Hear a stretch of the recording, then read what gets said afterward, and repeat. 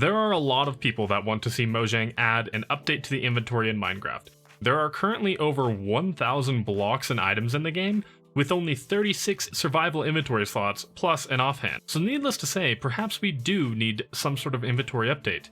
Or maybe we don't. What's up guys, Kill here, and in this video I'm going to be showing you how to utilize the Ender Chest and Shulker boxes, as well as your inventory and Hotbar in general, to perhaps change your mind on whether or not we need a big inventory update, or if we just need to organize a little bit better. So as I'm sure many of you already know, you can bring Shulker boxes with you as a sort of backpack with an additional 27 inventory spaces, and the same is kind of true for Ender Chests as well, but you'll need Silk Touch to be able to pick up the Ender Chest. The combination of Shulker boxes inside of your Ender Chest, however, gives you an additional 729 inventory spaces that are completely portable, which is upward of 46,656 possible items, or 13.5 double chests that you can literally carry around with you. This is nothing new though, so how can we use this to our advantage? Well, first of all, everyone plays Minecraft a little bit different. So what I put in my Ender Chest may work for me, but may not work for you exactly. And what I put in my Ender Chest on, say, an SMP will be much different than what I'd put in my Ender Chest in, say, Hardcore Survival. Now, first of all, a pretty important box to include in your e-chest storage is the toolbox. This includes things like backup tools and armor, as well as maybe some armor that you don't always need, but sometimes it could come in handy. Frostwalker boots or gold boots if you're in the nether, or maybe even a turtle helmet or different tridents with different enchantments, but also some things you may not use all the time but you'll want to have accessible when you do need them, like name tags, anvils, fishing rods, leads, buckets, and sponges. Also in the tool chest, I would recommend including shulker shells and chests so that you can make more shulker boxes if you need them, as well as some extra ender chests, which also double as a very compact way to store obsidian. Next, we have the valuables box. Now, I'm sure this looks a lot different than other valuable boxes you may have seen, but to me, I think this box should be used for more than just your diamonds. It should also be used for things that you don't want to lose, things that have value to you, or things that are rare, like mob heads, or maybe your novel that you're writing in Minecraft, or maybe the dragon egg if you don't have it on display, or even your favorite music discs. These right here are some of mine. Let me know your favorite music discs down in the comments. Now, this next box is important, but it'll mainly be used for late game, and that's the beacon box. Now, in this box, obviously, you'll have beacons, but also the blocks to make the beacon base. Ideally, you'll want to use gold blocks because they mine faster than iron, but if you don't have a gold farm or don't have a lot of gold, you can use really whatever base block you want.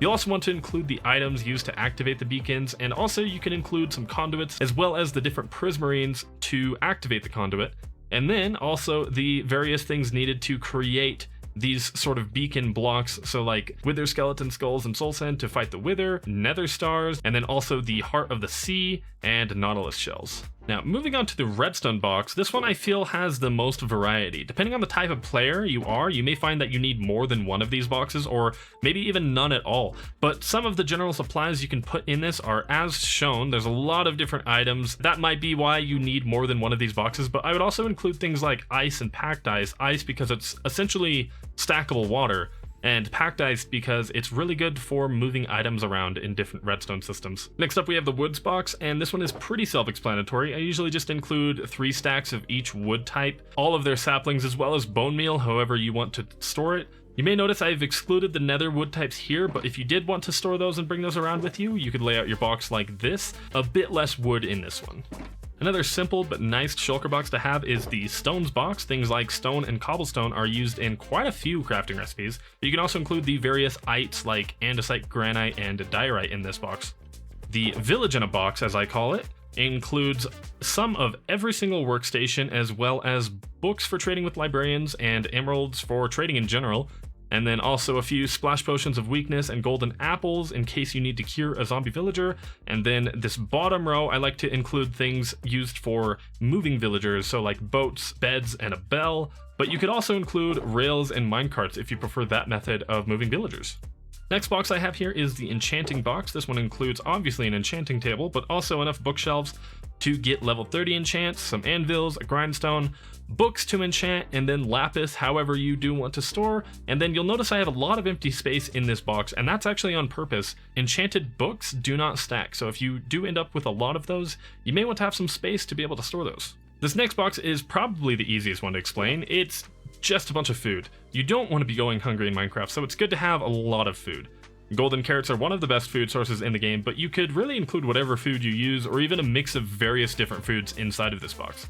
And along the same lines as the food box is the rocket box. If you fly around with an elytra a lot, you'll want to have a lot of rockets on hand. Another thing I've seen is actually combining the food shulker box with the rocket shulker box. That way it takes up less of the precious ender chest space, plus you can just use one box to resupply rather than two. Shout out to Tinkfro for this idea. Now, you might hate this box, but I actually find it pretty useful, and it's the scaffolding box. Of course, you have a ton of scaffolding in it, but also some slime blocks. These are great for scaffolding because they won't blend into most of your build palette, so it's easy to differentiate them. And also, they break instantly with your fist when you're in survival. Another great box to have is the lighting box. I've included most, if not all, of the lighting blocks you'll use, except for maybe lava or campfires. And there's also plenty of torches in general if you're going caving and need to light up some caves. A very colorful box here. The dyes box is useful for many things that require dyes like signs, leather armor, concrete, terracotta, or wool.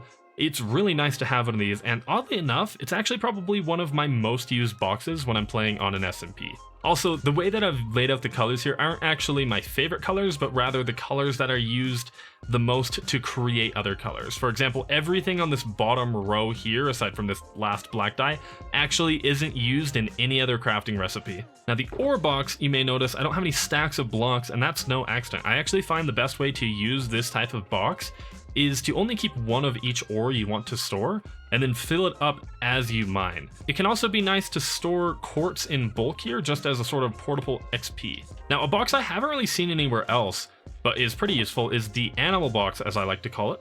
It has all of the different items used to tame everything in the game, as well as breed everything in the game. And then in addition to that, there's also a bunch of saddles, and a carrot on a stick for riding pigs, and a warped fungus on a stick for when you want to stride. Now, the last three boxes here are kind of similar. We have the building box, which has typical things you may use for building. It doesn't necessarily have to be these blocks. You can include whatever blocks you typically use in builds. Then you have the landscaping box, which is used for a lot of different terraforming projects. And lastly, we have the nature box, which is useful for adding those last little bits of detail, those finishing touches on builds like leaves, different foliage, flowers. The last 8 boxes in my shulker box are actually empty, and that's so that you have plenty of extra inventory space. Plus, you can always make a shulker box unloader for your storage system, so you don't even have to worry about being too organized with these in the first place. Depending on what I'm doing or what I'm playing, whether it's an SMP or hardcore, I usually have 1 to 3 things that aren't in shulker boxes. And while this may seem like I'm missing out on a ton of inventory space, in reality, if say you're playing hardcore and you want to have a bed ready to sleep through the night, you're not going to want to place down your ender chest, open it, take out a shulker box, place down that shulker box, take out the bed, sleep, put that back in the shulker box, put the shulker back. You know, like it gets annoying. So that's why you should really leave a few things that you need on hand very quickly outside of shulker boxes in your ender chest. For example, maybe you're playing on an SMP with an economy and you need to have some diamonds on hand at a moment's notice. Now, a few honorable mentions for boxes before we look at some ways to organize your hotbar and your inventory in general. We have the potions box, which includes all the various different ingredients for brewing potions, or the potion box version 2, which just includes a bunch of already brewed potions. The iron box, which is really just a bunch of iron, but it's really helpful for a lot of different crafting recipes. The mining box, or as I like to call it, the grind box, which will have a bunch of backup efficiency 5 tools ready to go for when you have giant areas that you need to dig out. You can also have a box like this with shovels or axes or whatever tool it is you need. And then lastly, we have the YouTube box, which asks you to like this video, subscribe if you aren't, and also contains the please hit the bell.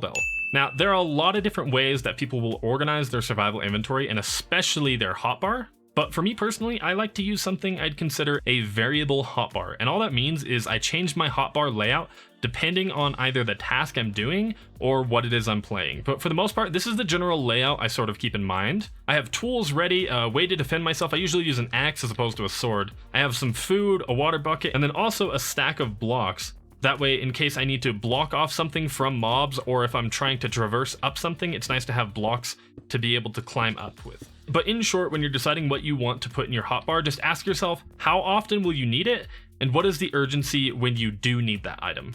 Some ideas, however, if you're using an elytra instead of a chest piece, you may want to swap out, say, the torches for rockets, or if you're playing hardcore, you may want to have a potion or a golden apple ready at all times, or maybe you want a totem in your offhand instead of a shield, things like that. But there are a ton of different possibilities. These are just a few ideas to help you stay organized in your inventory. Anyway, thanks for sticking through to the end of this video. Once again, my name is Kale, and I'll see you in another video. Bye-bye.